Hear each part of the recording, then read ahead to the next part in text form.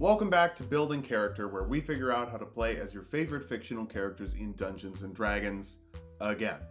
Join the Patreon for this sheet and a whole bunch more, and like and subscribe for more original ideas next time you play. Maybe. Happy Bamboozle Day!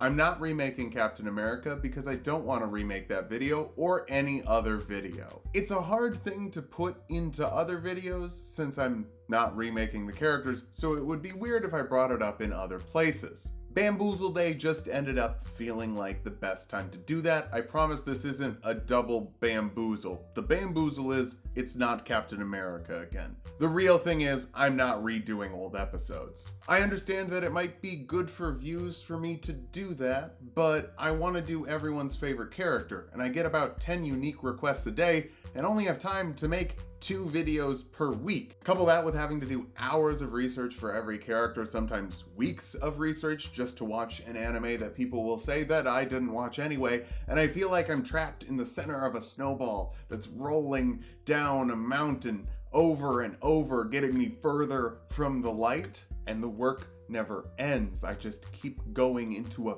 fathomless abyss of unmet expectations. Anyway, instead of redoing old characters, I would rather focus on doing the most requested characters I have. So, what is the most requested character I have? Something like, is it like Naruto? Oh God! Oh my God! Okay, it's happening! Please stay calm! Everybody stay calm! Stay calm! Let's start off with our goals for this build. First, this character is going to be a little absurd, but we're going to be taking this a step further. By that, I mean we're also going to get every skill in the game, because Anderson Cooper 360 is my favorite anime. Finally, we're going to try and make this useful, like something you could put into a game and actually play. For stats, we're gonna roll, because everyone always asks me to roll. They don't like using the point buy or point array, so let's just see what we get. Oh wow, an 18. Oh my, another 18. Call this a Zac Efron comedy +1 because it's 18 again, and I'm so shocked we've got 2 more 18s. Wow, what a completely legitimate way of making a character. Too bad nobody can look at my dice to confirm that this is a totally real thing that happened. Or you could just use the point buy and set everything at 13 except Constitution, which you put at 10. 13 is the multiclassing number, and boy howdy folks, we're gonna multiclass. I know y'all are sick of variant humans. How dare I? So it's a good thing that my aunt sent me an email on Facebook letting me know that Anderson Cooper is actually short for Anderson Cooper. Please don't make me regret this joke, y'all. It's literally just a salamander pun, but I know conspiracy theories have gone from haha, wouldn't it be wacky if aliens built the pyramids to haha, wouldn't it be wacky if we all committed treason together? So please just understand that everything in this video is a joke. You get +2 Constitution and +1 Wisdom, but we're really here for Hunter's Lore, which gives you 2 of the 18 skills we need. Oh my God, it's 18. Oh God. Okay, take Animal Handling and Perception to find dogs and pet them with True Talent. You can bite creatures to deal 1d6 plus your Strength modifier, and even use your Hungry Jaws as a bonus action once for short rest. You also get your Constitution modifier and temporary HP. We'll call that a biting follow-up question. Cunning Artisan lets you turn the bones of your enemies into simple items like javelins, clubs, or shields on a short rest. Hey, you need to have hobbies. Lizards also get to hold their breath for 15 minutes of breath holding, and they have natural armor with AC equal to 13 plus their dexterity when you're not wearing armor. You need thick skin to be a public figure, because it's only for the lizard men. They've been around for all of human history. Again, don't make me regret this joke. For your background, entertainers get performance and acrobatics. I've always thought the news needed more contact juggling. We'll kick things off as a rogue because they get the most skills at level 1, but also because Salamanderson originally tried to join the Thieves Guild. Fun fact, this is where we get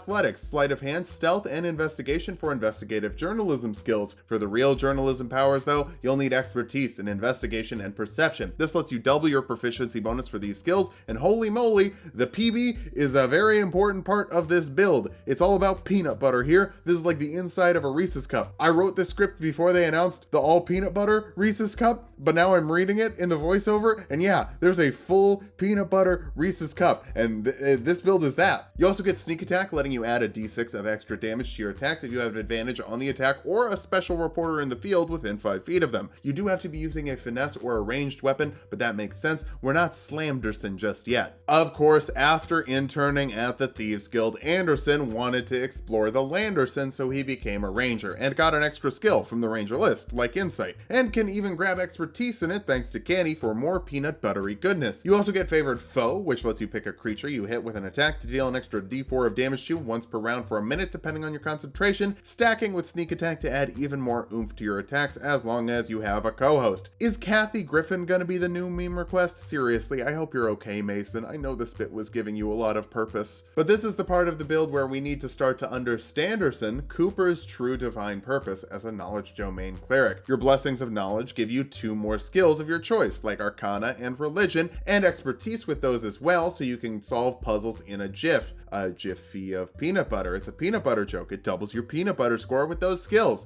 You also get spells, and Commanderson Cooper lets you force a wisdom saving throw on a creature. Failing that, they have to follow a simple 1-word command you give them, like approach, drop, or dab. Important note, we're going to have a bunch of different spell casting modifiers, so I won't be talking about all of them, but you're gonna need to print some extra spell sheets. Anyway, Identify lets you figure out what a magical item is, what it does, and how many charges it has left. Turns out your Uncle Bill Banderson's ring was a conduit of all evil. For your spells of choice, Cure Wounds heals 1d8 plus your Wisdom modifier as an action, and Healing Word heals a creature 1d4 plus your Wisdom modifier as a bonus action with a 30-foot range, so determine how you want to do your big healing beam. Guiding Bolt fires a ranged spell attack that deals 4d6 radiant damage on hit, and gives all the next creatures to attack that target advantage on their next attack roll. Turns out, the kid from the Thieves Guild learning the Kamehameha was worth it. You also get some cantrips here. Sacred Flame forces a dexterity saving throw on a creature, dealing 1d8 radiant damage to those that fail, and you can ignore cover for some real hit Scanderson. Guidance and Resistance give a creature a d4 they can add to an ability check or saving throw respectively, just giving you a tiny support option. But for your best support option, you gotta become the busker on the side of the road and become Banderson Cooper as a bard. This will give you bardic inspiration, which are d6s you can give to your allies to add to an ability check, attack roll, or saving throw. You have an amount of these equal to your charisma modifier per long rest, so 1. Wait, is multiclassing bad? Bards get another skill of your choice, but no expertise at this level, so just grab Intimidation. You don't need a microphone. Your voice is very powerful. Speaking of a powerful voice, the spell Thunderwave forces a Constitution saving throw on creatures in a 15-foot cube in front of you, dealing 2d8 thunder damage to those that fail, and pushing them back 10 feet, half damage, and no pushing if they succeed. It's a pretty great way to make sure that people respect your social distancing. Charm Person forces a Wisdom saving throw on a creature. Failing that, they're charmed by you for an hour. No concentration required, just keep your green room well stocked and your guests should be fairly agreeable. Featherfall prevents up to 5 falling creatures from taking falling damage as a reaction. Fun fact, Anderson Cooper never takes an elevator, he's afraid of them. Instead, he just cowabungas out the window and floats down with a magical umbrella. Speak with Animals lets you speak with animals for 10 minutes in case you need to interview a dog. Finally, some hard-hitting journalism. I've been waiting for someone to ask the real questions Americans care about. Who is a good boy? For your cantrips, Vicious Mockery forces a Wisdom saving throw on a creature. Failing that, they take 1d4 psychic damage and have disadvantage on their next attack roll. Nobody wants to end up on the ridiculous. Light makes a light to help you see in the dark with your dumb lizard eyes. Since we're multi-classing spellcasters, check page 165 of the player's handbook to figure out how many spell slots you have at any given level. We'll actually have a decent number of slots by the end of this, even if we only have baby first level spells. Speaking of spells, we need to turn into Spamderson Cooper, and we'll do that by signing up with an extra dimensional entity Archfey. They are unaging hotties after all, so that works well for a silver fox. You get Fey Presence, letting you force a Wisdom saving throw to charm or frighten a creature by flashing your CNN badge at them. Really though, we're here for cantrips like Friends, which gives you advantage on charisma checks with a creature for a minute, but then when the minute's over, they'll get on Twitter and complain about how you edited the interview they were just on, even though it was live.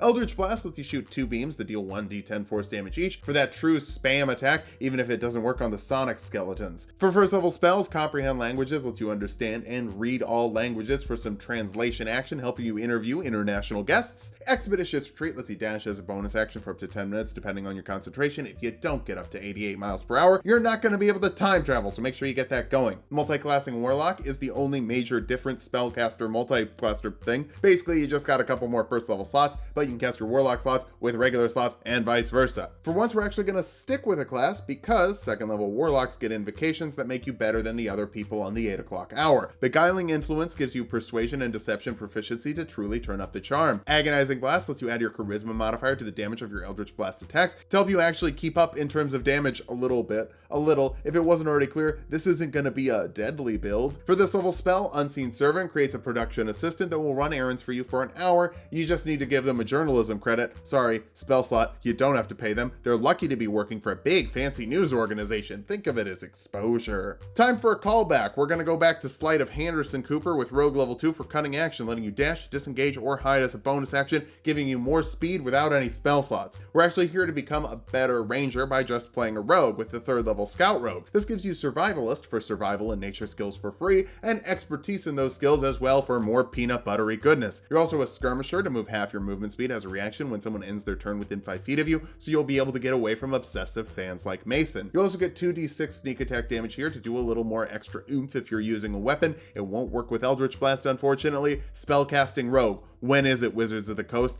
I know Arcane Trickster exists. I want something else. 4th level rogues get an ability score improvement or a feat. The skill expert feat will give you +1 to a score. Charisma is best since Eldritch Blast is your only viable combat option and you're a charming dude. You also get another skill like medicine, an expertise in a skill you already have like persuasion, because that really is your only power. Other than being Slamderson Cooper, expert of heavy weaponry, which we'll get by bouncing over to fighter. This will give you a fighting style like great weapon fighting to reroll 1s and 2s on your damage die with two-handed weapons. Obviously the foe hammer is a two-handed weapon. We don't have to talk about why you have the foe hammer, right? Everyone remembers that lore. Second wind lets you heal 1d10 plus your fighter level as a bonus action to take advantage of your healing factor, that is your mutant power. Time for more levels of the same class with fighter level 2 for action surge, letting you make 2 actions in 1 turn once per short rest, which works really well with Eldritch Blast since you can now blast out 6 beams in a single round. Spamderson's only ability is his optical concussive blast, but he's classified as an Omega level mutant. He's got to be pretty good. 3rd level fighters can choose a martial archetype. Samurais get another skill proficiency. The only one we don't have is history. We did it, gamers. It's the most skilled gamer of all of gaming. You also get fighting spirit to give yourself 5 temporary HP and advantage on weapon attacks for that round, which guarantees your sneak attack. That's nice, but we were here for history. If you want to make your enemies history though, you'll need Kablamderson Cooper as a sorcerer. Draconic sorcerers get advantage on persuasion checks with dragons in case you want to ask Bahamut how he'll move to the center to work with Tiamat. You also get Draconic Resilience, but all you get from that is 1 extra HP. Obviously, the spellcasting class is here to give you spells like Firebolt for 3d10 fire damage with a ranged spell attack, Ray of Frost for 3d8 cold damage with a ranged spell attack, and you slow the target by 10 feet. Shocking Grasp deals 3d8 lightning damage with a melee spell attack and stops the target from taking reactions, and Chill Touch deals 3d8 necrotic damage with a ranged spell attack and stops the target from healing. For some reason, the 4 elements in the 360 universe are fire, ice, lightning, and death. No water, no earth, just death. Mood. For your 1st level spells, Shield adds 5 to your AC as a reaction to stay safe, and Disguise Self lets you change your appearance for an hour, but that should be illegal. Why would you change your appearance? You're beautiful. Now we need to move over to Mecha Anderson Cooper with Artificer. I know Mecha Anderson Cooper isn't actually a good pun, but Mecha is never a good pun. On anything. You just make a robot version of a character and put mecha in front of it, then go home early. As a master Gundam technician, you get magical tinkering, letting you add a tiny magical effect to a tiny non-magical item. A puff of smoke, a little smell, a small message. Hey, you can make a news chyron with this or a teleprompter. It's wild how many abilities are actually lining up for this. For your cantrips, Acid Splash forces a dexterity saving throw on a creature and another creature within 5 feet of that creature, dealing 3d6 acid damage to those that fail. Poison Spray forces a constitution saving throw on a creature, dealing 3d12 poison damage to the creature that fails, which isn't going to be very effective with your low intelligence score, but Anderson can deal some serious damage with his waft, so we're getting it. For your 1st level spells, Absorb Elements lets you give yourself resistance to acid, cold, fire, lightning, thunder, or poison damage as a reaction, and you can add a d6 of that damage type to an attack next round if you want to say, no, you get covered in acid, Mr. Dent. Anderson Cooper canonically exists in the DC Extended Universe. It's one of the best things about the DC Extended Universe. That, Wonder Woman, Birds of Prey, and Shazam. Those are the 4 good things. Detect magical if you sense different magical auras, and know what type of magic is causing them. If you sense necromancy, that means Necromanderson is nearby, watch out. But Necromanderson can only be defeated by Backhanderson Cooper, so we need to dip into Monk, giving you martial arts, letting you deal 1d4 bludgeoning damage with your unarmed attacks, use your dexterity modifier for those unarmed attacks, and make unarmed attacks as a bonus action, as as long as you're not wearing armor. Thankfully, you get unarmored defense, make your AC 10 plus your dexterity and wisdom modifier when you're wearing your best suit, or any suit honestly, you look pretty good in anything. Now that won't work when we become Standerson Cooper to move over to Barbarian and get their version of unarmored defense. Thankfully, you could still rage to activate your stand and get resistance to bludgeoning, piercing, and slashing damage, advantage on strength checks and saves, and you can add extra damage to strength-based attacks. Now you can really slam Jamderson Cooper. It's impressive. I just think we still haven't really connected to the Landerson Cooper, so we'll hop over to Druid for Druidic. That lets you speak an exclusive language to Druids, so you can ask Swamp Thing why he won't compromise with reasonable businessman Hexus from Ferngully. You also get to grab some more spells like Thorn Whip to deal 4d6 piercing damage with a melee spell attack, and pull a creature up to 10 feet closer to you, though you should probably just ask them since 4d6 piercing damage doesn't tickle. Shillelagh lets you make a quarterstaff use your wisdom modifier instead of strength or dexterity, which is a little bit better for you. Mostly I just like saying Shillelagh. Shillelagh. For first level spells, Animal Friendship forces a wisdom saving throw on a beast, charming it for 24 hours if it fails, or if one of your allies attacks it. That's a classic Necromanderson Cooper move. He ruins everything. That's why he got kicked out of the party. Longstrider adds 10 to your movement speed for an hour if you really need to book it, and Goodberry creates 10 berries that heal 1 HP each, but they also give you enough sustenance for a full day. Celebrities have their dang fad diets all the time. Okay, now you can go into Ultra Granderson Cooper by jumping to Paladin for grand abilities like Lay on Hands, giving you a pool of healing equal to 5 times your Paladin level that you can distribute as an action. Oh shoot, I should have called this Lay on Henderson Cooper. My bad. Too bad I don't know how to edit. You also get Divine Sense, letting you detect Celestials, Fiends, and Undead within 60 feet of you, an amount of times equal to your Charisma modifier per day. You really don't want any of those in your studio. Before we grab our final multi-class, we'll grab one more fighter level for a feat like the Meta Magic Adept feat, giving you 2 sorcery points you can spend on things like Quicken Spell to cast a spell as a bonus action that normally takes an action, or Subtle Spell, I guess. Just use Quicken Spell on Eldritch Blast and Action Surge for 12 beams in a single round, making you almost good in combat. Almost.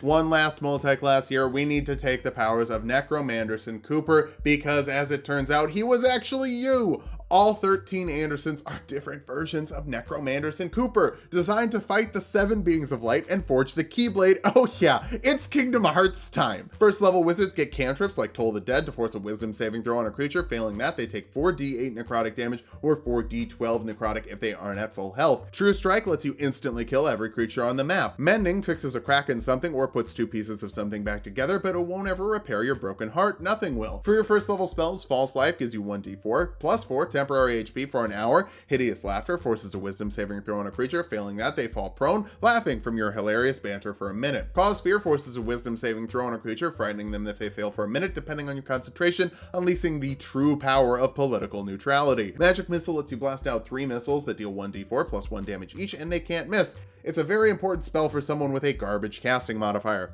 Floating Disc creates a mobile news desk for you that floats 3 feet off the ground, and you can't leave rings on it with coffee cups, so that's nice. But now we'll just get one more spell, one more legendary spell at level 20 to truly unlock your full potential. Jump triples a creature's jump distance for a minute. Now that we've hit level 20, let's figure out how viable this build is. First, Peanut Butter. You've got Peanut Butter on every single skill in the game, and double Peanut Butter for 6 of them, meaning you're going to be very good at roleplay challenges. You also have a ton of damage variety from your cantrips, so if you can figure out vulnerabilities, you can actually deal some consistent damage. Finally, I like lizards. You're a lizard. For weaknesses, the best combat option you have is spamming Eldritch Blast, but your casting modifier is only +8 at level 20. That's bad. Also, I didn't want to do all the HP calculation because that sounds like a nightmare, and this video script is already pretty long, but it's bad, especially since your AC is only 14, so it's not like you can defend yourself all that way. Finally, no calligraphy, terrible build. But Dungeons & Dragons isn't just a game about fighting. It's about strangers becoming friends, making memes with those friends, and putting way too much effort into those memes just to make their friends laugh. There's no wrong way to play this game, as long as you and your pals are all having a good time. Unless you forget to take the calligraphy skill, then you're just a scrub. Bad build, bad video, unsubscribe. Thanks for watching. If you liked the video, subscribe for more. We make 2 videos every week. Join the Patreon to see monthly schedule updates with no bamboozles, and sub to Tulok and Mango to watch the Let's Play where I built Anderson Cooper in Demon Souls.